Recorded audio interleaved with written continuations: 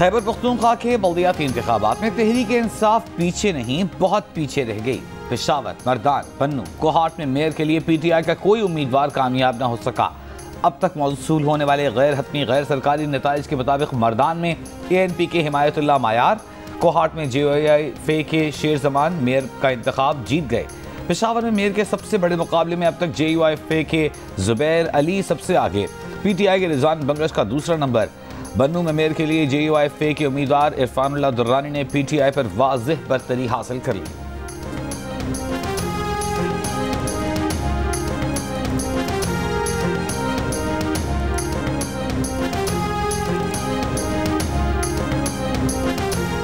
तहरीक इंसाफ के रहनुमा और विफाकी वजीर शिबली फराज ने कहा है कि तहरीक इंसाफ को तहरीक इंसाफ ने शिकस्त दी है। तहरीक इंसाफ इसलिए हारी कि उसका मुकाबला तहरीक इंसाफ से था। ऐसा ना होता तो 14 अज़लाम में कामयाब हो सकते थे। साथ ही ये भी कहा कि बल्दियाती इलेक्शन से सबक सीखा है, अगले इंतखाबात में हिकमत अमली तब्दील करेंगे, पार्टी वर्कर्स को ऊपर लाएंगे। तस्लीम किया कि कारकुनों को मुतहरिक नहीं कर सके, अब पार्टी का बुनियादी ढांचा मुतहरिक करेंगे। सूबाई वजीर शौकत यूसुफजई कहते हैं शिकस्त की वजह महंगाई है, उनके उम्मीदवार अच्छे थे, उन पर ईजी लोड या करप्शन का इल्जाम नहीं। शहराम ताराकई ने कहा कि निचली सतह पर पार्टी टिकट ना देना बल्दियाती इंतखाबात में शिकस्त की बड़ी वजह है।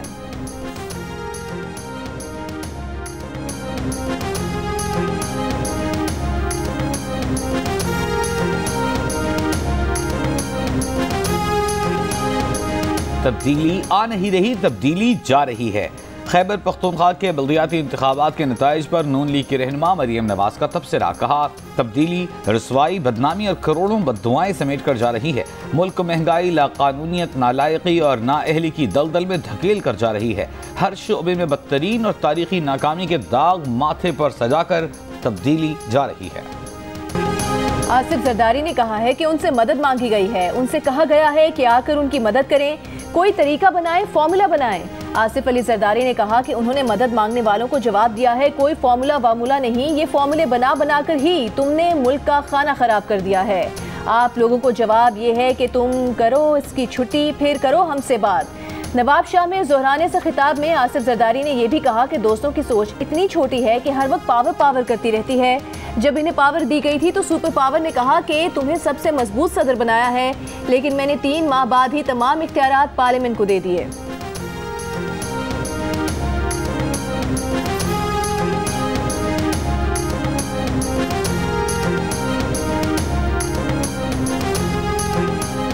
खैबर पख्तूनख्वा असेंबली के डिप्टी स्पीकर महमूद जान ने अपने भाई की शिकस्त का जिम्मेदार अपनी ही पार्टी तहरीक इंसाफ के अरकान को ठहरा दिया। बोले, MNA नूर आलम खान ने खुलेआम JOI के उम्मीदवार को सपोर्ट किया। MP अरबाब वसीम हयात ने भी आज़ाद उम्मीदवार को भरपूर सपोर्ट किया। महमूद जान ने कहा, जिनको बल्ले ने इज्जत दी है वो चंद रुपयों और मकासद के लिए बिक गए हैं। रुकन कौमी असेंबली नूर आलम खान ने कहा कि महमूद जान के इल्ज़ामात बेबुनियाद हैं। इलेक्शन में शिकस्त मेरी वजह से नहीं, इनकी अपनी गलतियों की वजह से हुई। रुकन असेंबली अरबाब वसीम ने डिप्टी स्पीकर के इल्ज़ामात रद्द कर दिए। कहा, उन्होंने खुद पार्टी उम्मीदवार के लिए मुहिम चलाई।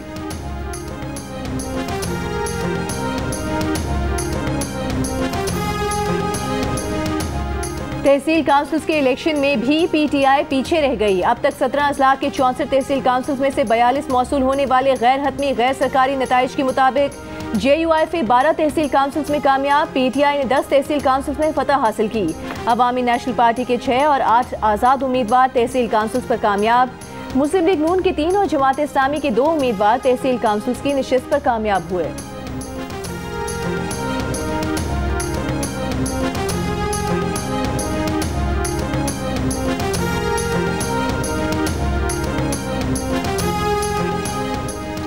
खैबर पख्तूनख्वा में बल्दियाती इंतखाबात में नताइज आने में गैर मामूली ताखीर। पोलिंग का वक्त खत्म हुए 24 घंटे से जायद वक्त गुजर गया। 4 में से 2 मेयर्स का फैसला न हो सका। 64 तहसील काउंसिलों में सिर्फ 31 यानी 50% से भी कम फैसले मौसूल हुए। जिला खैबर से अभी तक एक नतीजे का ऐलान भी न किया जा सका।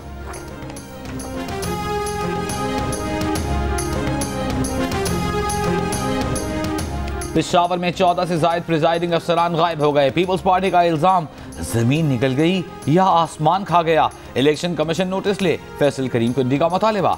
इलेक्शन कमीशन को खत लिखकर मुतालिबा किया कि नताइज के ऐलान में गैर मामूली ताख़ीर की तहकीकात की जाएँ। ये भी कहा कहीं ऐसा तो नहीं कि लापता प्रिजाइडिंग अफसरों के जरिए इंतखाबी नताइज में तब्दीली की जा रही है।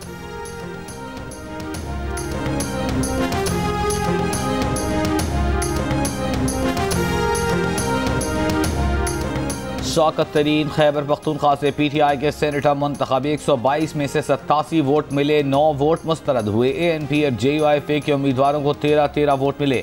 मीडिया से गुफ्तगू में शौकत तरीन का हर माह खैबर पख्तूनख्वा आने का वादा।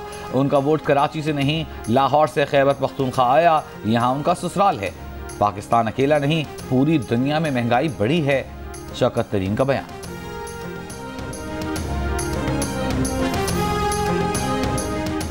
इस्लामाबाद हाई कोर्ट में साबिक चीफ जज गिलगित बल्तिस्तान राना शमीम के बयान हलफी पर तौहीन अदालत केस। राना शमीम का ओरिजिनल बयान हलफी अटॉर्नी जनरल के पेश होने तक सरबेमोहर रखने का फैसला। चीफ जस्टिस अतहर मिनुल्लाह ने रिमार्क्स दिए कि ये तौहीन अदालत का केस नहीं, ओपन इंक्वायरी है, अखबार में छपना सांवी है। राना शमीम मानते हैं कि अखबार में जो छपा है वो बयान हलफी के मुताबिक है। हमें मुतमईन कर पाए तो तौहीन अदालत नहीं हुई तो केस डिस्चार्ज कर देंगे। राना शमीम के वकील से मुकालमे में कहा कि आपके क्लाइंट ने बयान हलफी में तासुर दिया कि हाई कोर्ट कॉम्प्रोमाइज्ड है। 3 साल बाद एक बयान हलफी देकर इस कोर्ट की साख पर सवाल उठाया गया। राना शमीम ने यह भी तासुर दिया कि इस्तेहकाकी दस्तावेज नोटरी पब्लिक से लीक हुआ होगा। अगर ऐसा है तो क्या बरतानिया में उनके खिलाफ कोई कार्रवाई शुरू की गई? अदालत में general secretary PFUJ Nasir Zaidi ने कहा कि इजहार राय की आज़ादी पर तौहीन अदालत नहीं लग सकती। अदालत ने कहा इजहार राय की आज़ादी मफाद आमा के खिलाफ आ जाए तो फिर बात मुख्तलिफ होती है। जहां बुनियादी हुकूक का मामला आए तो इजहार राय का इस्तिस्ना खत्म हो जाता है।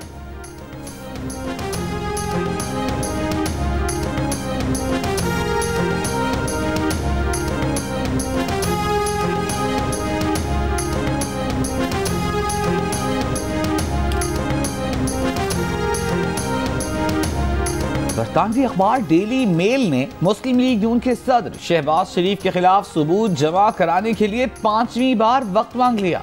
सहाफ़ी डेविड रोज के वकला अदालत में मौक़िफ़ अपना रहे हैं कि पाकिस्तान के रेड लिस्ट में होने की वजह से शवाहिद जमा करने में रुकावटों का सामना रहा।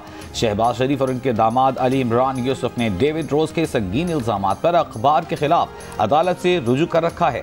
मज़मून में इल्ज़ाम लगाया गया था कि पाकिस्तान की गरीब आवाम के लिए बरतानवी रकम का शहबाज शरीफ और अली इमरान यूसुफ ने गबन किया। हाई कोर्ट के जज सर मैथ्यू निकोलाइन ने इब्तदाई समाअत में मजमून को इंतहाई हतक-आमीज़ करार दिया था। लापता अफराद को बाजियाब कराना हुकूमत की जिम्मेदारी है। आप ये नहीं कह सकते कि लापता लोग बॉर्डर क्रॉस करके अफगानिस्तान चले गए। मिसिंग पर्सनस केस के अदालती फैसलों के खिलाफ विफाक की इंट्रा कोर्ट अपील पर समाअत में इस्लामाबाद हाई कोर्ट के रिमार्क्स। अदालत ने पूछा विफाकी हुकूमत के इल्म में आ गया कि कुछ लोग लापता हैं तो उन्होंने क्या किया? आप चाहते हैं मामला बस अदालतों में चलता रहे? 5-6 साल गुजर गए, इंसाफ में ताखीर इंसाफ का कत्ल है।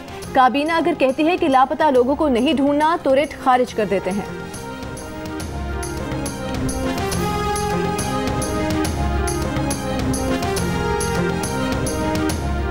कोरोना के वेरिएंट ओमिक्रॉन की रोकथाम के इक़दामात। NCOC का बूस्टर डोज के लिए उम्र की हद कम करने का फैसला।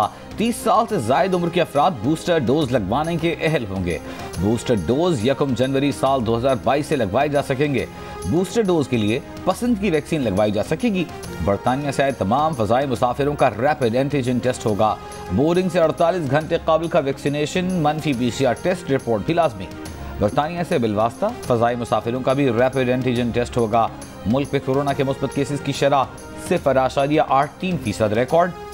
24 घंटों में कोरोना से 6 अफराद इंतकाल कर गए। विफाकी वज़ीर इत्तलात फवाद चौधरी का कहना है कि पहली बार हुकूमत ने शफाफ और गैर जानिबदाराना इंतखाबात करवाए।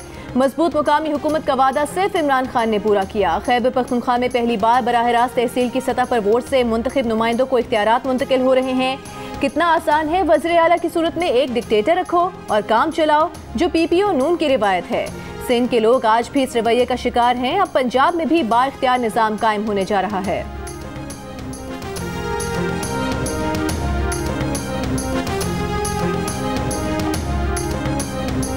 हिम्मत है तो सामने आओ। नून लीग के शाहिद खाकान का चेयरमैन नैब को चैलेंज, कहा नून लीग के दौर की करप्शन सामने लाओ। कराची में प्रेस कॉन्फ्रेंस के दौरान कहा कि नून लीग ने मुल्क से लोड शेडिंग का खात्मा किया।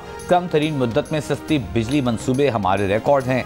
हमारी हुकूमत ने 9000 मेगावाट कोयले से मंसूबे मुकम्मल किए। मौजूदा हुकूमत ने 3 साल में एक भी पावर प्लांट शुरू नहीं किया। मजीद कहा कि बल्दियाती इलेक्शन में हुकूमती उम्मीदवारों का हश्र हो गया है।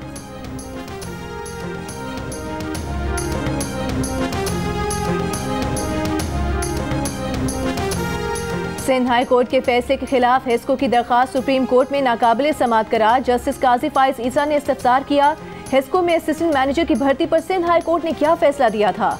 हेस्को के वकील ने कहा सिंध हाई कोर्ट ने मेडिकल बोर्ड तश्कील दिया था। अदालत ने कहा कि रिपोर्ट में क्या हुआ आप क्यों नहीं बता रहे, आपसे हकाइक जानने के लिए बड़ी जद्दोजहद करना पड़ रही है। आपकी दरखास्त मेरिट पर नहीं है। नए मेडिकल बोर्ड ने आरिफ मंजूर को मुलाजमत के लिए फिट करार दिया था।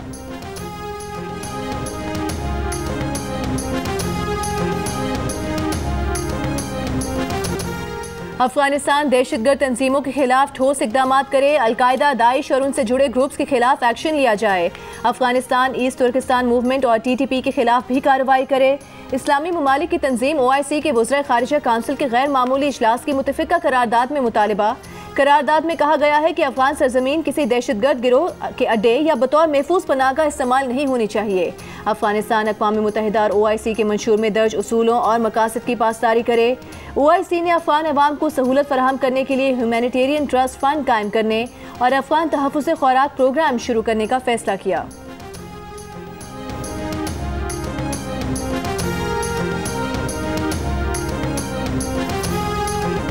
कायदे हिज़्ब इख्तिलाफ शहबाज शरीफ का कहना है कि आज अफगान अवाम की जितनी मदद की ज़रूरत है शायद पहले कभी नहीं थी।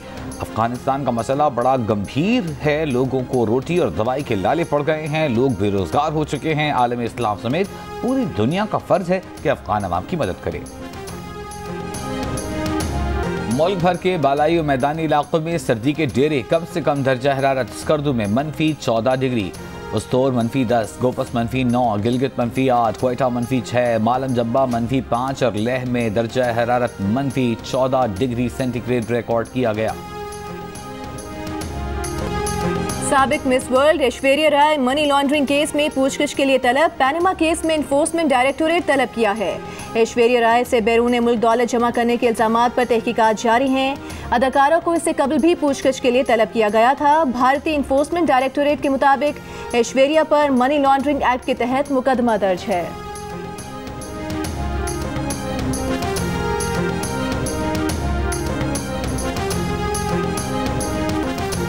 PSL 7 में शाहीन शाह अफरीदी लाहौर कलंदर्स की क़यादत करेंगे। CEO आतिफ राना ने कप्तान का ऐलान कर दिया।